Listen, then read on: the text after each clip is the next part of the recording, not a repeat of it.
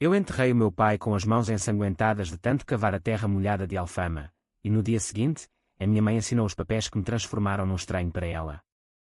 20 anos depois, ela aparece à minha porta em Lisboa, com um sorriso falso que cheira a perfume caro e arrependimento podre, pedindo para eu a perdoar como se o sangue que corre nas minhas veias não fosse o mesmo que ela renegou. Mas eu já não sou o miúdo de 7 anos que chorava no orfanato, agora, eu sou o homem que vai fazer com que ela sinta cada facada que me cravou no peito, devagar, até que o último suspiro dela seja um pedido de misericórdia que eu negarei com prazer. O sol de Lisboa batia impiedoso nas ruas estreitas de Alfama naquela tarde de verão de 2003, quando o meu pai caiu no chão da nossa casa apertada, o coração parando como um relógio antigo sem corda. Eu tinha 7 anos, e o mundo ainda era feito de cheiros a fado e sardinha assada, de noites em que a minha mãe cantava baixinho enquanto costurava redes de pesca para os vizinhos. O meu pai, um pescador rude mas terno, com mãos calejadas que me erguiam nos ombros para ver os barcos no Tejo, era o centro da nossa existência frágil. Ele morrera de um enfarte, diziam os médicos no hospital de São José, mas eu sabia que era o vinho tinto demais e as preocupações com as dívidas da lota que o tinham levado. A minha mãe, Isabel, era uma mulher de 40 anos, com olhos verdes que pareciam esmeraldas rachadas pelo tempo, e um corpo magro moldado pelos anos de trabalho na fábrica de conservas. Ela chorou no funeral, é claro, um choro alto, dramático, que ecoou pela igreja de São Miguel como um lamento de fado. Os vizinhos murmuravam: pobre Isabel, viúva tão jovem, com um filho para criar sozinha. Eu segurava a mão dela, pequena e fria, enquanto o caixão descia para a terra vermelha, e pensava que nada mudaria. Mas mudei tudo no dia seguinte. Acordei com o som de papéis a raspar na mesa da cozinha. A casa cheirava a café queimado e a algo azedo, como baile. Mãe, chamei, esfregando os olhos. Ela não respondeu. Em vez disso, via-a sentada à mesa, a caneta tremendo na mão, assinando documentos que eu não entendia. Havia uma mulher de fato cinzento ao lado dela, da Santa Casa da Misericórdia, com um bloco de notas e um sorriso profissional que não chegava aos olhos. É o melhor para ele, Isabel, disse a mulher. Você não pode criá-lo sozinha. Olhe para si, exausta, endividada. Ele terá uma vida melhor. Eu congelei na porta. Mãe, o que é isso? A minha voz saiu fina, como um fio prestes a partir. Ela ergueu os olhos, e neles não havia lágrimas, só uma resolução dura, como o granito das calçadas de Lisboa. Vais para uma família boa, João. Eles vão tratar de ti. Eu não posso. As palavras caíram como pedras no meu estômago. Não posso. Ontem, no funeral, ela jurara ao padre que me protegeria para sempre. Hoje, eu era um fardo a despachar. Gritei, agarrei-me às suas saias, mas ela empurrou-me com gentileza fria. É por amor, filho. Um dia entenderás. A mulher do orfanato pegou-me ao colo, e eu debati-me como um peixe na rede, mordendo, arranhando. Não. Mãe. Não me deixes. Mas ela virou as costas, assinando o último papel, e a porta fechou-se atrás de mim com um clique que soou como o ferrolho de uma prisão. Os dias no orfanato em Benfica foram um borrão de camas duras e refeições frias. Eu sonhava com o cheiro do mar, com as histórias do meu pai sobre sereias no Tejo, mas acordava com o choro dos outros meninos. Aos 8 anos, fui adotado pelos Silva, um casal de meia-idade de Cascais, ele engenheiro naval, ela professora de literatura. A casa deles era um palacete moderno com vista para o Atlântico, janelas amplas que deixavam entrar a luz dourada do pôr do sol. Bem-vindo à tua nova família, João, disse o Sr. Silva, apertando-me a mão com firmeza. A Sra. Silva, com o seu perfume a lavanda e óculos de armação fina, leu-me poemas de Camões na primeira noite. Mas o amor deles era condicional, como um contrato bem redigido. Eu era o projeto de caridade, o miúdo de Alfama que eles moldariam à imagem deles. Aprendi a falar sem sotaque, a comer com garfo e faca corretamente, a jogar ténis no clube de elite de Cascais. Aos 10 anos, já lia essa de Queiroz e sonhava em ser advogado, para defender os fracos, como eu fora um dia. Mas à noite, no quarto com vista para o mar, eu traçava planos de vingança contra o mundo que me roubara a mãe. Não era raiva cega, era uma frieza calculada, como o xadrez que o Sr. Silva me ensinava. Cada peça no tabuleiro, a minha mãe era a rainha traidora que eu derrubaria. Os anos passaram como ondas no areal de Carcavelos. Aos 18, entrei na Faculdade de Direito em Lisboa, becado pelos Silva, que me viam como o filho perfeito que nunca tiveram. Eu trabalhava no verão como estagiário num escritório de advogados no Chiado, lidando com divórcios e heranças, ironia que me fazia rir amargo. A minha mãe. Eu tentava não pensar nela. Pesquisara uma vez, aos 15, num computador da biblioteca, Isabel Santos, casada de novo com um importador de vinhos do Douro, vivendo em Gaia, com 2 filhos pequenos. Filhos que ela não abandonara. A traição queimava como sal na ferida aberta. Mas o destino, esse filho da puta caprichoso, tem o hábito de voltar para cobrar juros. Foi numa tarde chuvosa de outono de 2023, 20 anos exatos após o funeral, que o telefone tocou. Eu estava no meu apartamento alugado no Bairro Alto, rodeado de livros de direito penal e uma garrafa meio vazia de Porto. O número era desconhecido, mas atendi, instinto de advogado. João. É a tua mãe. Isabel. A voz dela era rouca, envelhecida pelo tempo e pelo vinho, mas ainda com aquele tom melódico de fado. O meu coração parou, como o do meu pai. O que queres? Respondi, a voz gelada como o vento do Tejo. Silêncio do outro lado, depois um soluço. Eu sei que te magoei. Mas preciso de ti agora. O teu padrasto. Ele morreu. E eu? Estou sozinha.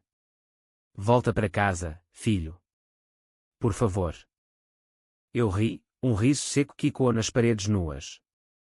Sozinha. Como eu estivera. Casa. Qual casa, Isabel? A que me arrancaste.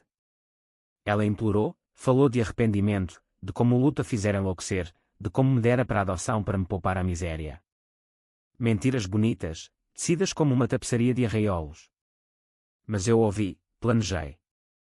Vem a Lisboa amanhã. Vamos falar. Desliguei, e o plano nasceu, não perdão, mas uma vingança que a faria questionar cada escolha da vida dela. Devagar, psicológico, como um veneno que corrói de dentro para fora. Naquela noite, não dormi.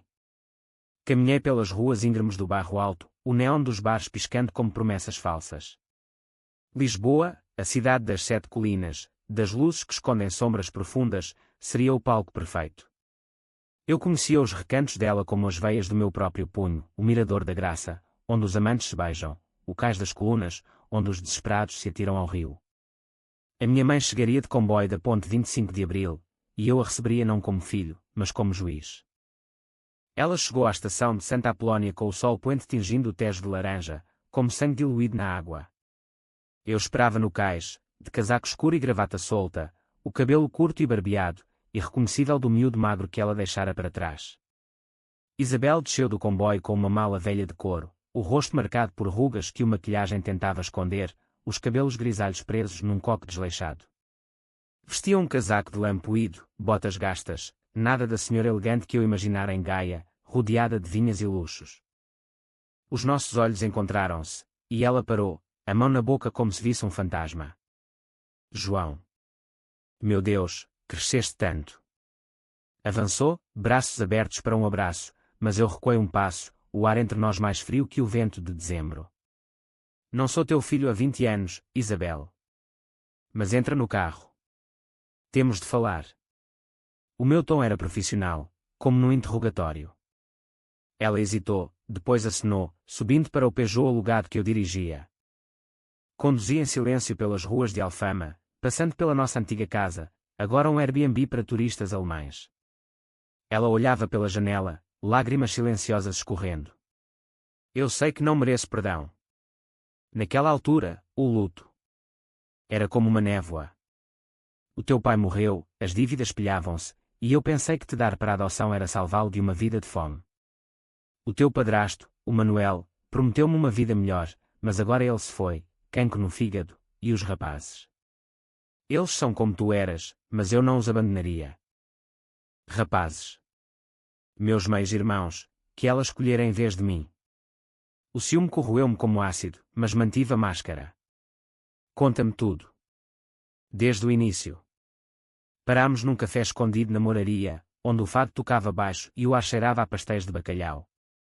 Sobre uma mesa de mármore rachado, ela despejou a história, após me dar, casara-se com Manuel, um homem bruto mas rico, que a levara para o Porto. Tiveram 2 filhos, o Tomás e o Rui, agora adolescentes. A vida era boa, viagens à Espanha, jantares em esplanadas do Douro, até o diagnóstico, 2 meses antes.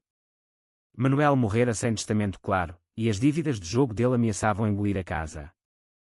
Preciso da tua ajuda, João. És advogado agora, ouvi dizer. Os credores estão a bater à porta, e os rapazes? Eles perguntam por ti. Dizem que querem um irmão mais velho. As palavras dela eram uma teia de aranha, pegajosa e traiçoeira. Eu sorvi o meu galão, sentindo o café amargo na língua. Porque agora?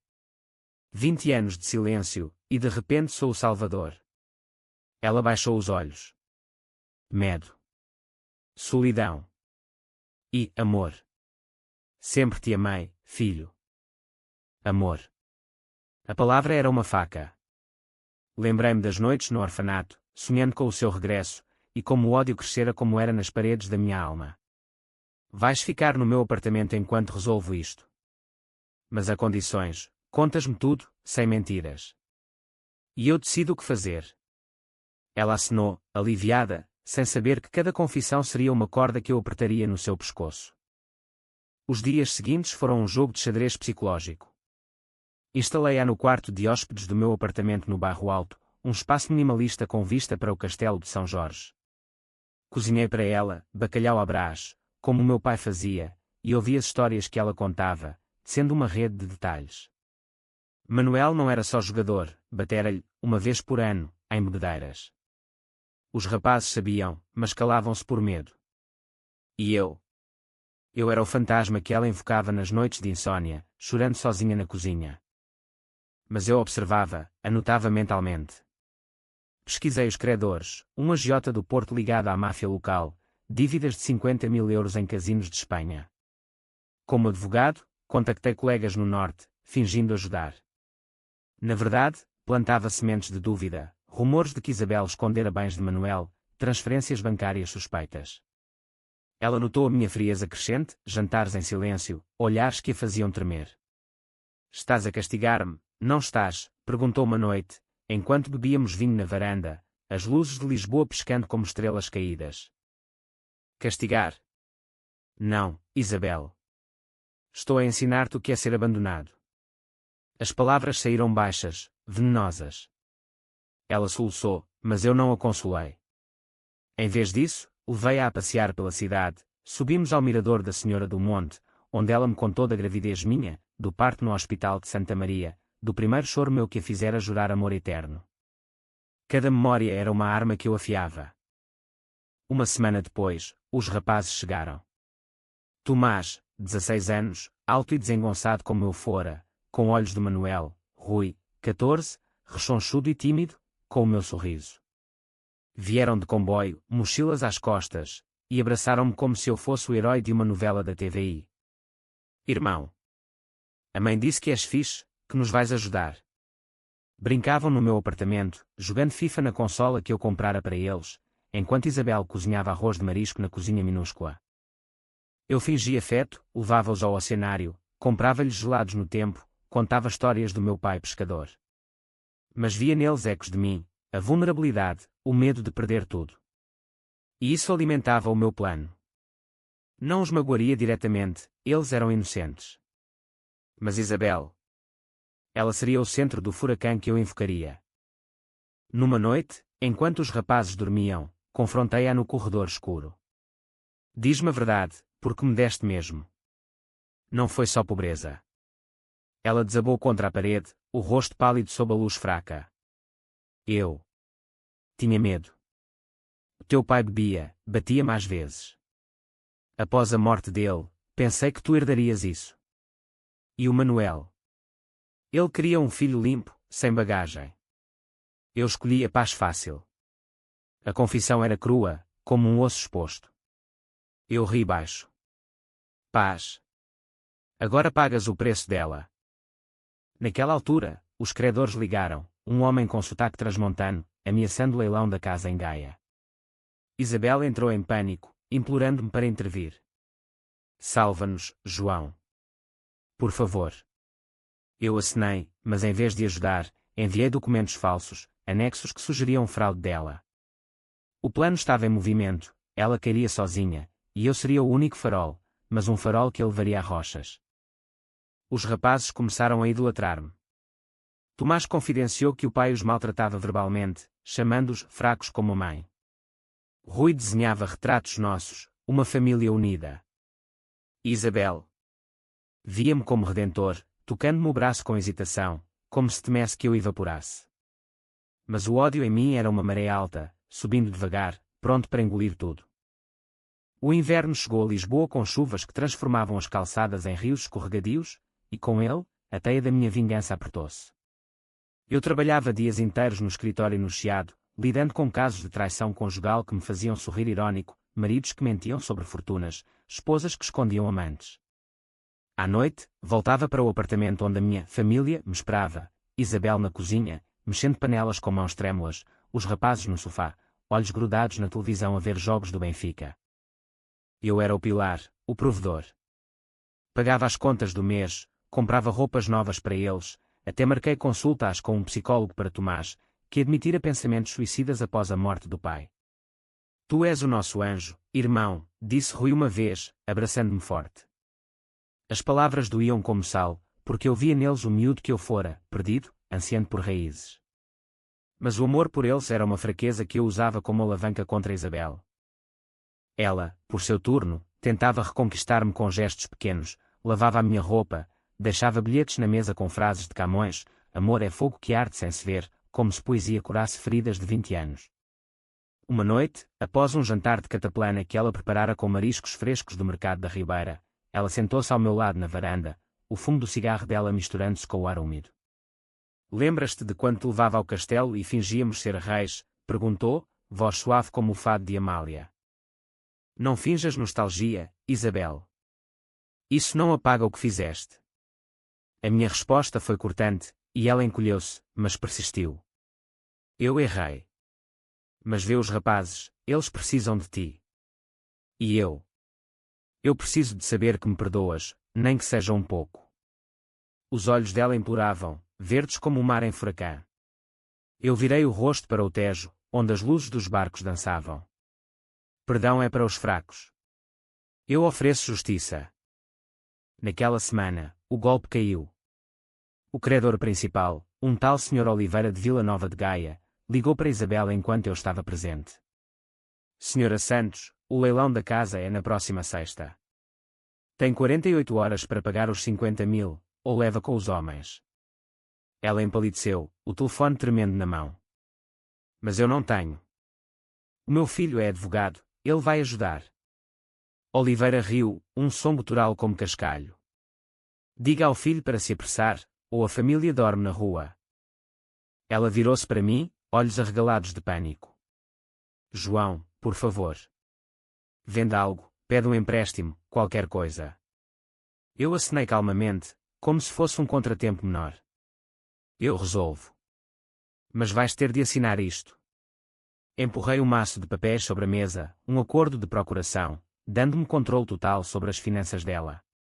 É para proteger os bens. Confia em mim. Ela assinou sem ler, mãos a tremer, beijando-me a mão depois como uma penitente. Com a procuração, o jogo elevou-se. Transferi fundos da conta dela, o pouco que restava de uma pensão de viúva, para uma conta offshore que criei anonimamente. Contactei Oliveira não como salvador, mas como provocador, enviei e-mails anónimos sugerindo que Isabel fugira com o dinheiro do marido, plantando dúvidas que o fariam apertar o cerco. Ele respondeu com fúria, ameaçando-a pessoalmente, vou encontrar-te, puta, e os teus filhos vão pagar. O terror instalou-se no apartamento. Isabel não dormia, andava de um lado para o outro como um animal enjaulado, murmurando orações à Senhora de Fátima.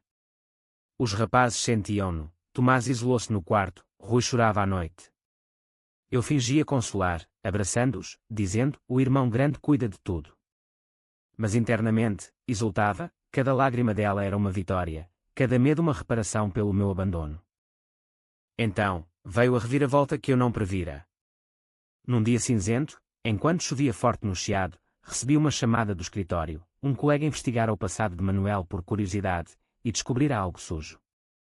O padrasto não era só jogador, traficava vinho falsificado para a Europa, uma rede que o polícia do Porto andava a seguir. Isabel sabia de tudo, assinara documentos para encobrir. Podes usar isso para negociar com os credores, João, disse o colega. Mas é perigoso, se a polícia souber, ela vai presa. Segurei o telefone, o coração acelerando não de medo, mas de oportunidade. Em vez de a proteger, eu podia entregá-la, uma vingança perfeita, legal e impiedosa. Mas os rapazes pensá-lo-iam como traidor. Naquela noite, levei Isabel a um jantar no Time Out Market, para celebrar o acordo com Oliveira. Sentados à mesa com vista para o rio, com pratos de percebes e vinhos do Alentejo, eu confrontei-a. Conta-me sobre o Manuel. O vinho falsificado. Tu sabias? Ela congelou, o garfo a meio caminho da boca. O quê? Como? Eu sei tudo, Isabel. Como eu soube que me deste porque tinhas um amante antes do funeral do pai. Mentira, mas ela mordeu a isca, o rosto contorcendo-se em pânico. Era só uma vez. O luto. E o Manuel prometeu-me o mundo. O vinho era um segredo dele, eu só assinei papéis para ajudar a família. Família. A palavra ecoou como um tiro. E eu não era família. Levantei-me, deixando dinheiro na mesa, e saí para a chuva. Ela seguiu-me, gritando, João, espera, mas eu corri pelas ruas molhadas, o plano reformulando-se na mente. Não prisão, isso era rápido. Eu queria que ela vivesse o inferno devagar, sentindo a perda como eu sentira. De volta ao apartamento, os rapazes esperavam ansiosos. Conseguiste, irmão? Tomás perguntou, olhos brilhantes. Eu sorri, falso como o vinho do Manuel. Quase. Mas a mãe tem segredos. Vocês querem saber? Plantei a semente neles, contos sussurrados de traições do pai, de como Isabel escolhera o conforto sobre o sangue. O ódio familiar começava a brotar, e eu era o jardineiro. Dias depois, Oliveira invadiu a casa em Gaia, eu soubera por um contacto. Arrombou a porta, aterrorizando os vizinhos, mas Isabel estava em Lisboa, a salvo no meu reduto. Ela chorou nos meus braços pela primeira vez, e eu segurei-a, sentindo o tremor do seu corpo. Obrigada por me salvares, filho. Mas os meus braços eram grilhões, não asas. O ciclo de dependência instalou-se, ela precisava de mim para tudo, comida, dinheiro, proteção. Eu dava, mas cobrava com olhares frios, perguntas que a faziam sangrar emocionalmente. Lembras-te do meu aniversário no orfanato? Ninguém veio. Ela negava, depois admitia, pedindo perdão. E eu recusava, devagar, como um vinho que se saboreia. A primavera irrompeu em Lisboa com jacarandás em flor, pintando as ruas de roxo como equimoses antigas, e o meu plano atingiu o clímax psicológico. Isabel estava quebrada, mas não partida, ainda se agarrava à esperança de redenção, cozinhando refeições elaboradas, lendo-me notícias do Porto como se fôssemos uma família normal. Os rapazes, agora instalados na escola local em Alcântara, idolatravam-me abertamente. Tomás juntara-se ao clube de debates da escola, inspirado pelas minhas histórias de tribunal. Rui pintava quadros abstratos de A Nossa Nova Vida em Lisboa, com o Tejo como veia azul central. Eu usava-os como escudo e espada. À noite, sentávamos-nos os quatro na sala, jogando Monopólio, ironia cruel, um jogo de fortunas e falências. Se eu cair na rua, tu me salvas, irmão, Rui perguntava, olhos inocentes. Sempre, respondia, enquanto via Isabel encolher-se, sabendo que a rua era o destino que eu lhe preparava. Ela tentava intervir, contando anedotas do Douro para unir-nos, mas as minhas respostas cortavam. No Douro, tinhas uma casa. Aqui, és hóspede. O turning point veio numa audiência no Tribunal de Lisboa, onde eu representava um cliente em divórcio, uma mulher traída por um marido infiel. Enquanto argumentava pela divisão de bens, vi Isabel na galeria, assistindo como se fosse uma confissão dela. Após o verdito favorável, ela aplaudiu, aproximando-se no corredor de mármore frio. Foste brilhante, João. Como o teu pai, com aquela determinação. Mencionar o meu pai era um erro, os meus punhos cerraram-se. O meu pai não te abandonaria por um gajo rico. Ela recuou, mas naquela noite, no apartamento, explodiu. Basta. Eu sei que me odeias, mas os rapazes não merecem isto. Deixa-nos ir, se não queres perdoar. Os rapazes, ouvindo da porta, entraram em lágrimas. Tomás gritou: não nos separes, mãe. O João é o nosso irmão. Rui agarrou-se a mim, soluçando. Isabel caiu de joelhos, implorando. Vês o que fizeste? Destrói-me, mas poupa-os. Naquele momento, o ódio vacilou. Eles eram peões inocentes, e eu via o miúdo em mim refletido nos olhos de Rui. Mas a vingança era maior que a piedade, era a justiça que eu sonhara no orfanato. Vão para o quarto, ordenei calmamente. Depois, ajoelhei-me ao lado dela, voz baixa como um confessor.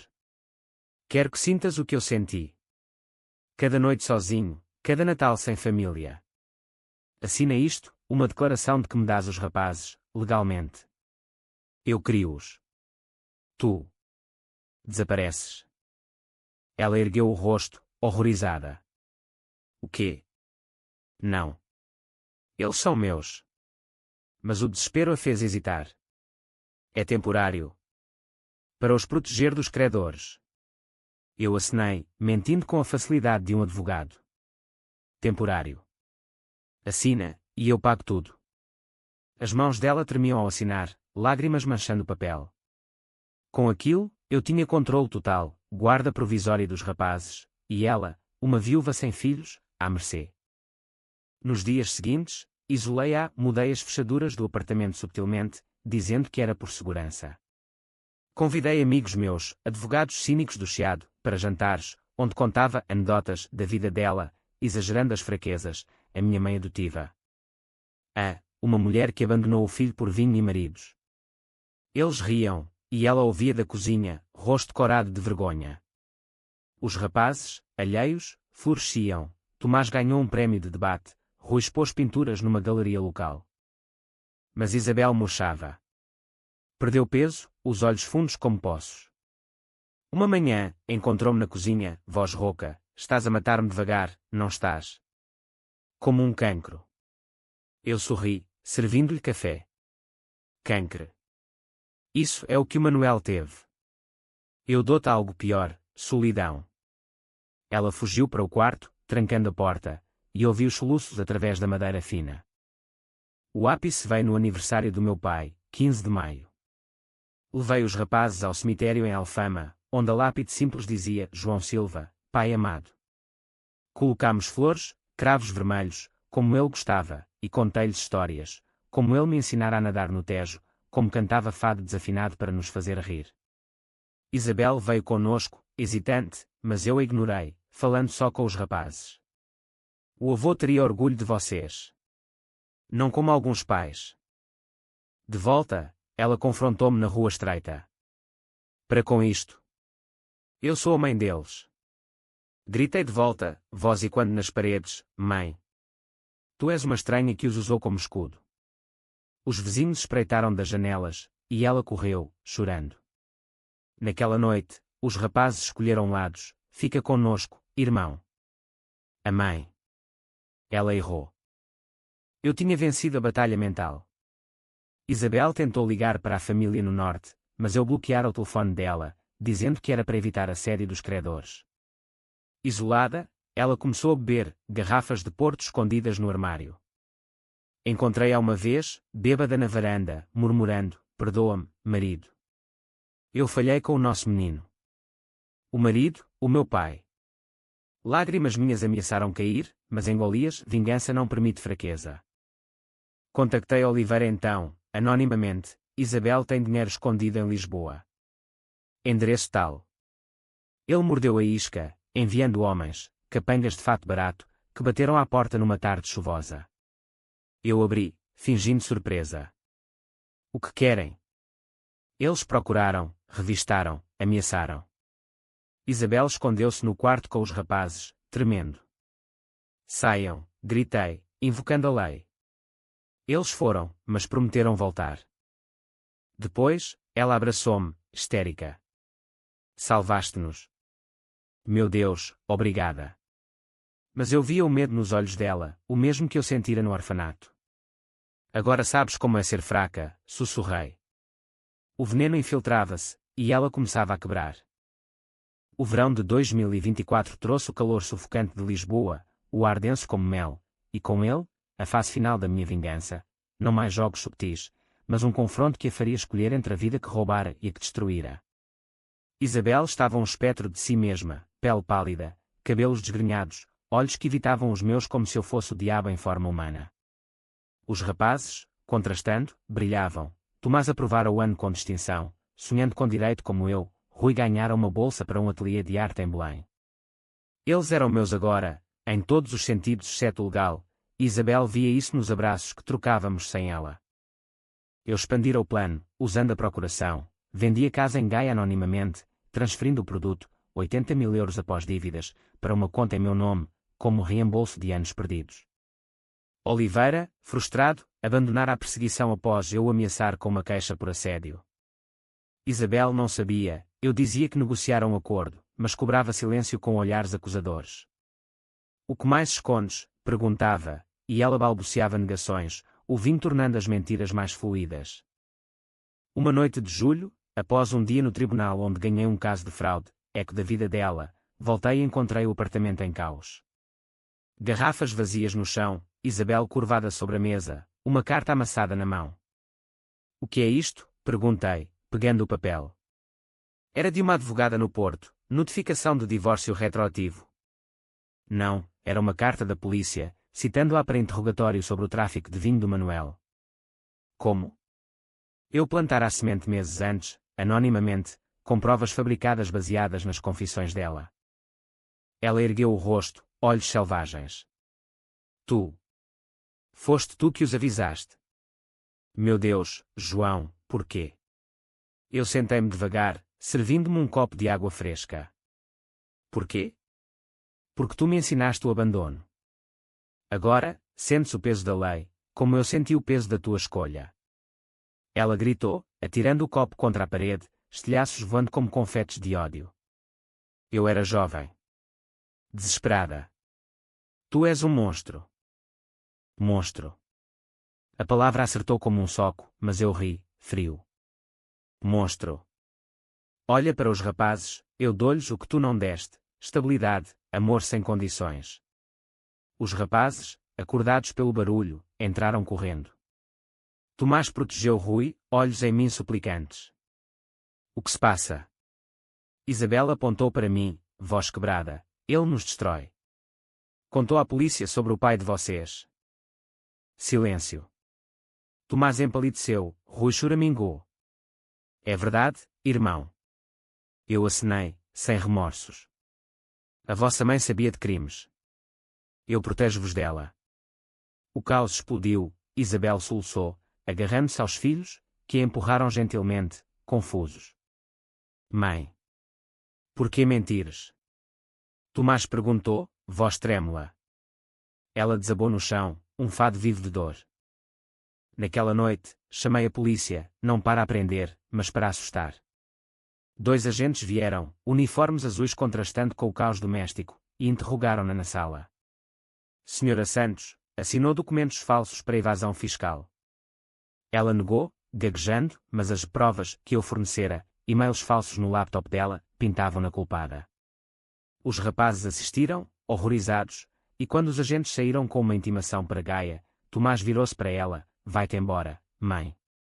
Não queremos problemas. As palavras dele foram a facada final. Isabel empacotou uma mala pequena, chorando baixinho, e eu levei à estação de comboio ao amanhecer, o Tejo nevoado como o futuro dela. Leva isto, disse, entregando-lhe um envelope com 500 euros, migalhas do que roubara. Para o bilhete e um hotel. Não voltes. Ela agarrou o meu braço, unhas cravando na carne. Por favor, João. Os rapazes. São tudo o que tenho. Eles são meus agora. Como eu quis ser teu. Fechei a porta do carro, e ela subiu para o comboio, figura encolhida na janela, olhos implorando perdão que não viria. O apito soou, e Lisboa engoliu-a de novo. De volta, os rapazes esperavam, olhos vermelhos mas resolutos. Ela merecia, Rui perguntou, voz pequena. Eu abracei-os, sentindo o peso da mentira. Merecia aprender. Mas internamente, o vazio crescia, vingança era doce, mas oca, como um fado sem alma. Semanas passaram. Isabel ligava de números desconhecidos, mensagens desesperadas, volta para mim, filho. Eu mudo. Ignorava-as, focando nos rapazes. Inscrevi Tomás na universidade, Rui num curso de verão. Lisboa tornava-se o nosso lar, mas as noites eram longas, assombradas pelo fantasma dela.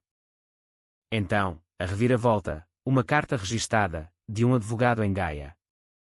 Isabel tentara suicídio, comprimidos no hotel, salva por uma empregada.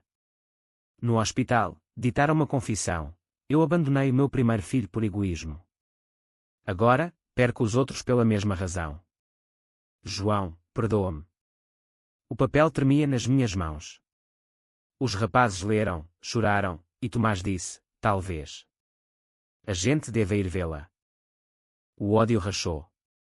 Vingança completa, mas a que custo? Eu, o vingador, sentia-me o traidor agora. O outono de 2024 pintou Lisboa de tons ocre e castanho, folhas caindo como confetes de um carnaval findo, e eu enfrentava o epílogo da minha saga de ódio. A carta de Isabel, ou melhor, o bilhete dela no hospital, ecoava na minha mente como um refrão de fado obsessivo. Os rapazes, com a resiliência da juventude, pressionavam, vamos ao Porto, irmão. Ela pode mudar. Tomás, agora com 18 anos recém-completados, argumentava como um advogado em formação. Rui, com os seus desenhos, esboçava retratos dela com olhos suplicantes. Eu resistia, mas o vazio pós-vingança era um buraco negro, sugando a luz que eu construíra. Decidi ir, não por perdão, mas por closure.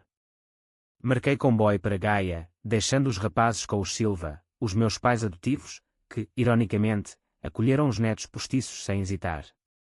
Faz o que o coração manda, filho, disse o Sr. Silva, batendo-me no ombro. O coração.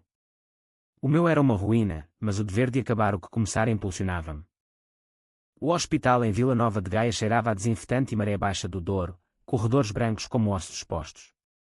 Isabel jazia numa cama simples, intravenosa no braço, rosto magro e pálido, mas vivo, olhos verdes abertos, fixos na porta quando entrei. João, sussurrou, voz fraca como folhas ao vento. Sentei-me ao lado, mãos cruzadas no colo, o silêncio entre nós mais pesado que o tráfego na ponte de Dom Luís. Por que aqui? Perguntei, voz neutra. Ela engoliu em seco, tubos rangendo. Para acabar. Eu. Refleti. No orfanato, pensei em ti todos os dias, mas o medo vencia. Agora, perco tudo, e vejo, o abandono é uma corrente que volta para o atirador. Lágrimas escorreram, molhando o lençol. Eu queria ódio, mas sentia pena, uma emoção traiçoeira, como o primeiro vinho que azeda na boca. Os rapazes querem-te de volta. Mas devagar. Sem mentiras.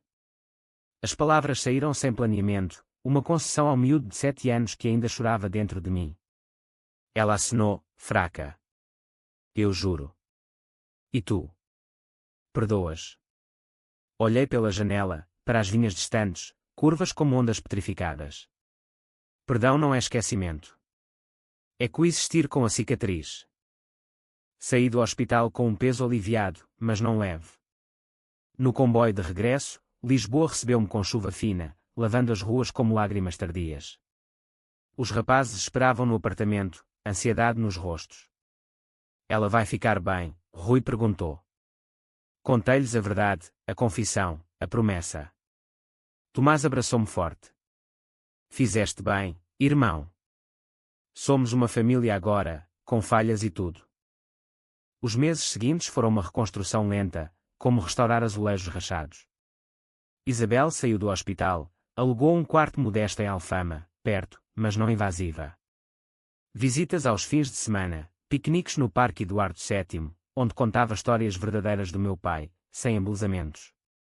Os rapazes perdoaram primeiro, abraços fáceis. Eu, demorei, mas um dia, numa tarde solarenga no Mirador da Graça, dei-lhe a mão. Vamos tentar, mãe.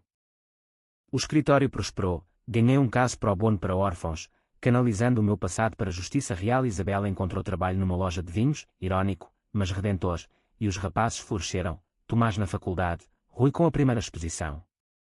Lisboa, com as suas colinas traiçoeiras e vistas eternas, testemunhou a cura. Mas a vingança deixara marcas. Noites de insônia, sonhos onde eu cavava a terra de novo, enterrando não o pai, mas o ódio. Isabel e eu falávamos abertamente agora, das noites de abuso com Manuel, do pavor que a paralisara. Eu era uma cobarde, admitia ela. E eu, um vingador cego, respondia eu. No Natal, o primeiro unido, na casa dos Silva em Cascais, trocámos presentes simples, um livro de fado para ela, uma foto nossa para mim. Os rapazes cantaram, desafinados como o pai, e riso verdadeiro, não amargo. Olhando para o Atlântico, ondas quebrando como promessas renovadas, percebi, a verdadeira liberdade não é destruir o outro, mas libertar-se das correntes internas. Anos depois, conto esta história não como lição, mas como cicatriz orgulhosa. Porque em Portugal, terra de saudades e renascimentos, o drama da vida ensina que o ódio queima, mas o perdão ilumina. E eu escolhi a luz, devagar, como o sol que nasce sobre o Tejo.